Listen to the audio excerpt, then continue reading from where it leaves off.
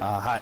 Excuse me. Hi, my name is Ian Romanek. I work on the team. I work in the team at Intel that does the open source drivers for all of our GPUs, and I've been working on Mesa and other drivers since 2001. And today I'm going to talk about some recent work that we did to reduce peak memory usage in a couple of the compiler paths. For the compiler paths for the shading language compiler. So this is basically a talk about optimization. So I'll bring up a couple of the rules of optimization, and I think everyone knows the first rule of optimization is don't. Or maybe don't unless you really have to, because at some point things are going to happen in your project. People are going to start using it in different ways, trying to do more things with it, and you'll have to. But any work that you would do on optimization before you reach that point is going to be speculative, and it will probably be wrong. Right? You'll do the wrong optimizations, and so in the best case you'll waste your time, and in the worst case you'll be optimizing for things and making the stuff that's actually important worse. So we ran into a case where we had to do some optimization recently. Some of our new GPUs that are coming out for Gen 11, they have removed, on some of the lower power parts, they've removed support for double precision math in the execution units.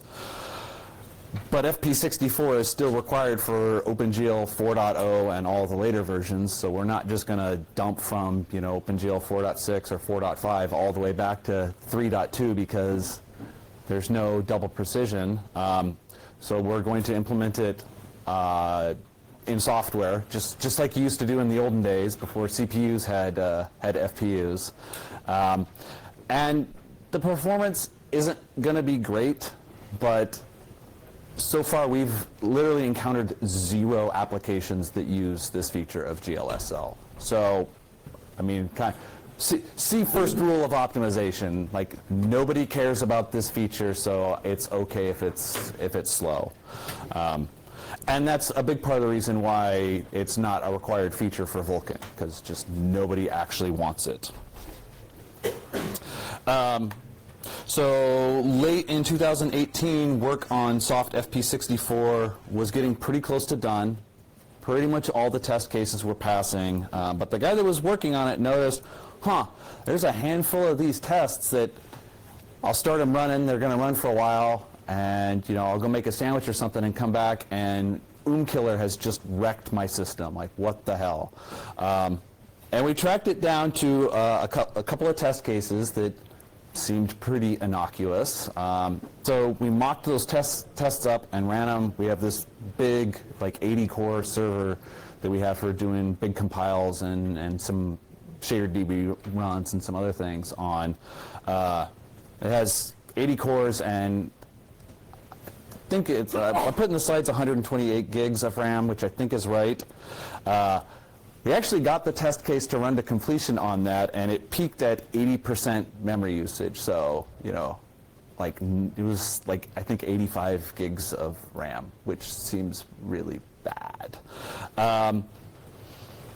So we kind of dug around and tried to figure out what was going on, because we looked at the shader that was in this program. In this particular test case, it has a bunch of uniforms of every possible double precision type. So the scalar, all the vector types, and all of the square and rectangular matrix types. But then it has to actually use all of those, or the compiler is supposed to dead code eliminate anything that isn't used. So there's a bunch of math using these. The shader would fit on a single slide, but the compiler right now inlines every single function, so this tiny little shader just explodes into this huge pile of code. The thing that turns out to be the real disaster of it is this tiny shader that starts off with no flow control ends up with a little over 16,000 basic blocks in it, because each of those functions for doing FP64 operations, they all have to check for things like, should it generate NaN? Did you end up with a D norm that needs to be flushed? There's all these sort of exceptional cases that it has to check for, so all these functions have hidden flow control in them, so that all just explodes out. So most shaders that come from real applications aren't usually that big, and even the ones that are big, people have tried to optimize them to not have flow control, because generally lots of flow control performs poorly on GPUs. So we have this extraordinarily huge shader that doesn't look like other huge shaders that applications would normally give us. I guess no one should have been surprised that there was going to be some kind of problems with it. So the second rule of optimization is, optimize the right thing.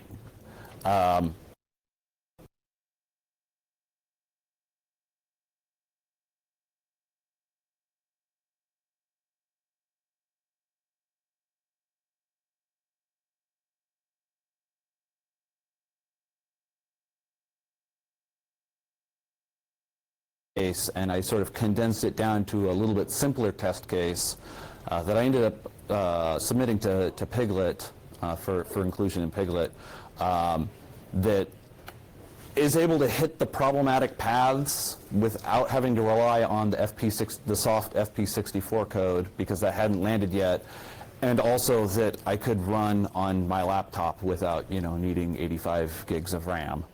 It's one thing to have a pessimal test case, and it's one thing to just wreck everyone's systems, and also an entirely different thing if I completely wreck our continuous integration system, because the guy who maintains that will come find me.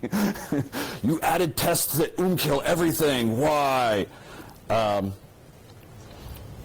So for collecting data, I turn to Valgrind's Massif tool.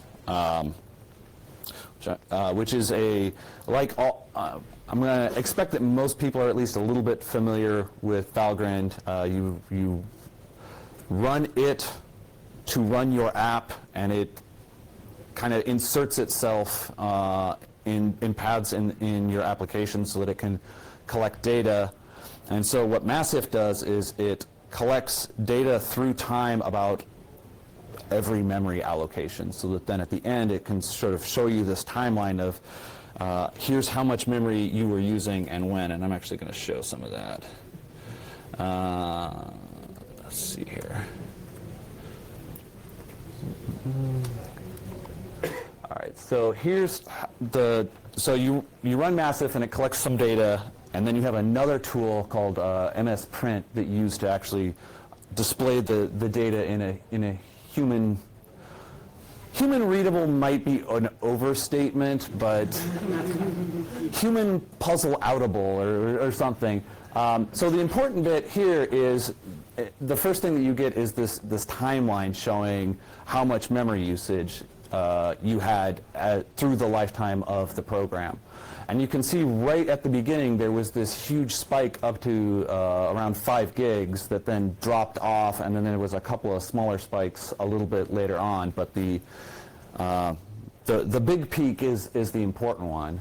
We can go down and we can look at the output, where it will sort of show where memory got allocated, so you can see who the big consumers are. And so right here, 98% of the memory that's allocated was allocated, I guess no, 93% was allocated out of this same function, ner fee builder add value. Wow, for some reason that was hard to say. So that seems like a smoking gun of maybe look here.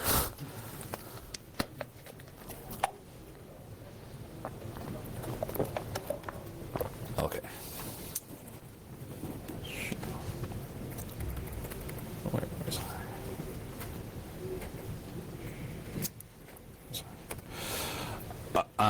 Okay, so fee builder is ner is the kind of the mid-level IR used in Mesa's shader compiler. It's SSA based. And so fee builder is is the data flow analysis pass that inserts the fee nodes in the SSA form of the program. So we've got a couple of things that we could spend some time optimizing. Like, we know where all the memory's going, but then that doesn't necessarily tell us what to go start, where to go start writing code. And when deciding what to do, it's not as easy as just, apply Amdahl's law and go work on whatever thing that points at. Because in a real project, there's other concerns. Risk, amount of effort involved, schedule issues, all those things matter. So we kind of had three places to look. We could optimize the input shader, which in this case is the mangled input shader with all of our soft FP64 stuff inserted into it. And we looked at that, and it was really unclear if adjusting the soft FP64 code would have that much effect on the final memory usage. We could probably adjust a few things and bring it down a bit, but that code's actually fairly complicated, and it has a lot of twitchy edge cases that it has to handle. So it seemed like even if we could get a good amount of benefit from that, that by adjusting that code, because we're not floating point experts, that we might subtly break things. So we didn't want to do that. And strictly speaking, the reason that so much memory is used in the first place is because every single function gets inlined always. So we thought about, well, if we stop punching the fee builder in the face by giving it 16,000 basic blocks because we inlined the whole universe, I mean, maybe that would just make the problem go away. But once we get down to a certain point in the compiler stack, functions have never existed beyond that point. So there's through the whole back-end compiler and all the instruction generation, there's no support for functions at all. So there's a huge amount of code that we would have to go write to support that. And we needed to ship something. So we decided, all right, we'll take the obvious approach, and we'll go work on optimizing the memory usage of the fee builder. So I'm not really going to talk very much about the process of going into putting a program into SSA form and adding fee nodes, because it's complicated and I don't understand it even that great. But at sort of the high level, what the process of inserting fee nodes involves is you're going to analyze each variable in the program, and you're going to look at every basic block where that variable might get modified. And then at the points where, through the flow control graph, where multiple paths of those modifications could come together, you're going to insert a fee node. Because eventually what's going to happen is those won't be writes to the same variable, they're going to be writes to new variables, and then when you get to that join in the control flow, based on which route you actually took, the compiler is going to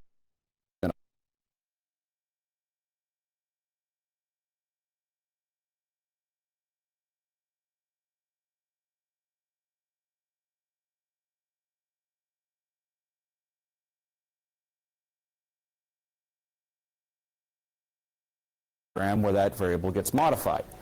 Now, you can assign an ordering to basic blocks in a program, and NER does this, and it sort of assigns an index to each basic block. So the fee builder just says, well, I'll use a simple data structure that I can index with a unique value. So it just has an array of, at the bottom, of the basic blocks, essentially of the basic blocks. It's actually the writes in the basic blocks, and just indexes it by basic block. Holy crap. So this works great when you have normal programs. When you've got programs with 16,000 basic blocks, now you've got an array of 16,000 pointers for each variable in the program. And almost, 15,990 of those pointers are going to be null. So replaced that simple array with a hash table, and it slashed the memory usage. We went from just a little over like around 5.4 gigabytes to about 1.3. I was going to show the massive output after the change, but I'm running a little bit low on time. I might come to that. But the cool thing that shows up in the after massive output is that first peak is basically gone, and that part of the program is no longer the long pole. So there's a couple other peaks later on, but FeeBuilder is not the critical memory usage path anymore. So at this point, we had cut the memory usage enough that we probably could have stopped, but I continued on to look for some more low-hanging fruit, and found that, so we have a fairly complex system in Mesa throughout the compiler stack, where we have sort of a self-implemented mark and sweep garbage collector. It's not that exactly, but it's roughly analogous. So we won't ever actually leak memory, but we can have transient leaks. So along with a program, NIR will track a bunch of metadata that gets used by optimization passes. So one of the things that it tracks is live ranges for a value. During what range of the program does this value need to exist because it might be read. And various passes will change the shape of the program and will invalidate that data. So if you have live range data and you delete a read of a variable because you can optimize out an instruction, well, now the live range changes, so the live range data becomes invalid. So there were a bunch of these passes, a bunch of the optimization passes that would mark this piece of metadata is invalid, but then the data would continue to exist.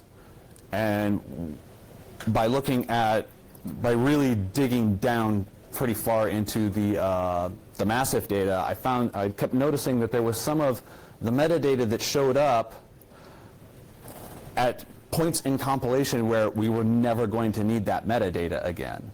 And it turned out that it still existed there because it got marked as invalid and then no one released the memory. So changing literally added 4 lines of code, and that cut another third of a gigabyte out of the peak memory usage from the worst case shader. And then just to continue on looking at low-hanging fruit, I did a couple of micro optimizations using PA-hole or PA-hole or however you want to pronounce it. It's kind of a cool program.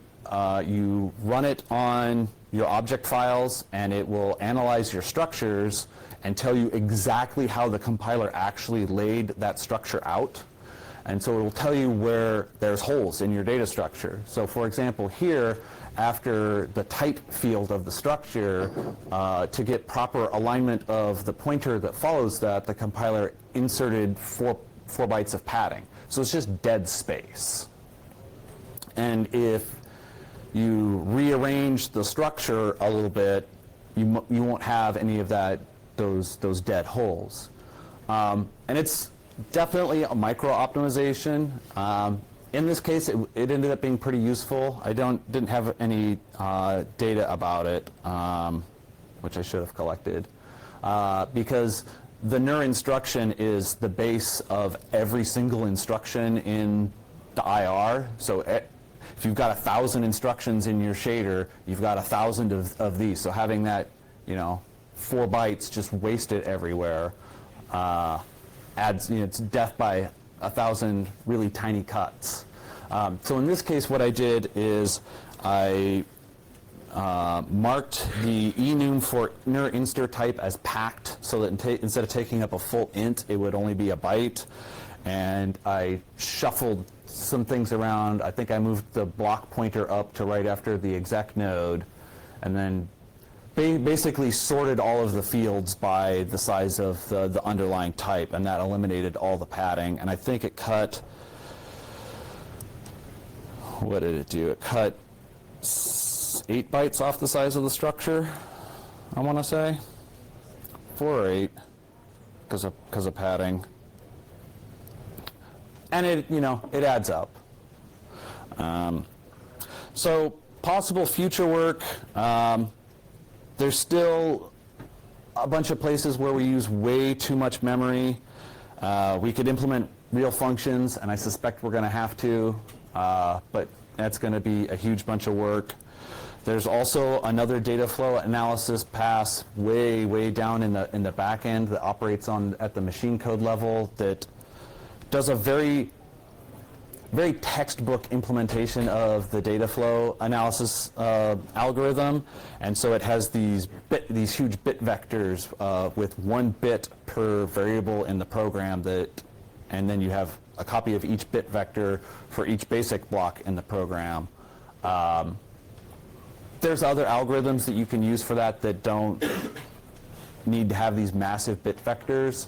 I had looked a little bit at, because most variables won't be live or accessed in most basic blocks, a lot of the bits in the vectors are either all zeros or all ones.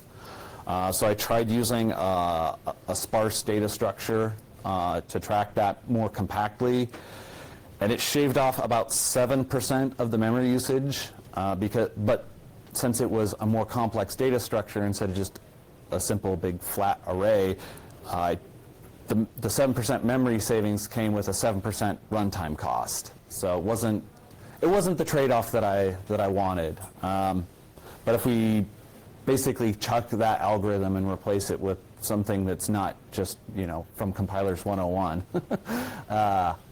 we wouldn't take the performance penalty, and it would use a lot less memory. How many minutes do I have left? 2? Okay, all right. So where's my pointer? Okay, so all right. So then here's the after graph. So the first spike is completely gone, and there's just a couple of spikes later on. The peak spike is actually during register allocation. There's a shared component in Mesa for a graph coloring register allocator, and it has some big data structures in it too, especially when you've got lots and lots and lots of basic blocks. I haven't analyzed that code to see if that can be helped very much, but it's really complicated code, and I'd rather not go in there if I don't have to. But okay, yeah. So that was what I had for that.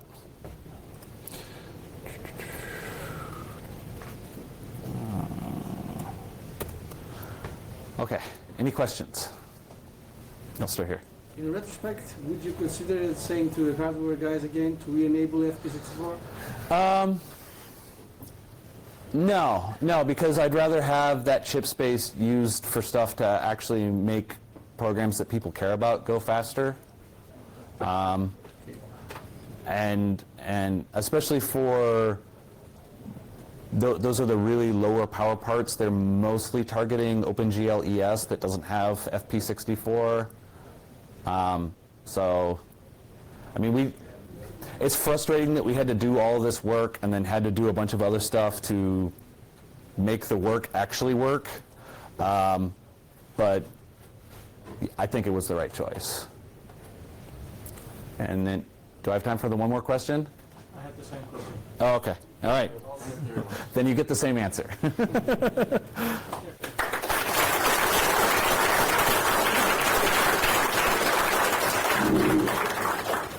But the hash table